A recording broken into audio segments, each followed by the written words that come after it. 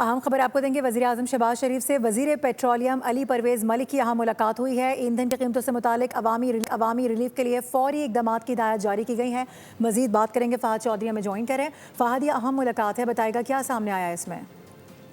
جی دیکھیے، وزیر اعظم شہباز شریف سے وزیر پیٹرولیم علی پرویز ملک نے ملاقات کی۔ اس ملاقات میں حمزہ شہباز شریف اور وزیر اطلاعات بھی شریک ہے۔ وزیر اعظم نے وزیر پیٹرولیم کو فوری کراچی پہنچنے اور ایندھن کی قیمتوں کے حوالے سے عوامی ریلیف کے لیے فوری اقدامات کی ہدایت کی ہے، اور ساتھ یہ بھی ہدایت کی کہ علی پرویز ملک فی الفور کراچی پہنچ کر آئل ریفائنریز سے مذاکرات کریں اور مقامی طور پر تیار کردہ ڈیزل کی قیمتوں میں کمی کے حوالے سے اقدامات کو یقینی بنایا جائے۔ وزیر اعظم نے کہا کہ ڈیزل کی مقدار کا زیادہ تر حصہ مقامی ریفائنریز میں تیار ہوتا ہے۔ اس کی قیمتوں میں کمی کے لیے وزیر پیٹرولیم بذات خود ریفائنریز سے مذاکرات کو جلد از جلد مکمل کریں اور جس قدر ممکن ہو عوام تک فوری ریلیف پہنچایا جائے۔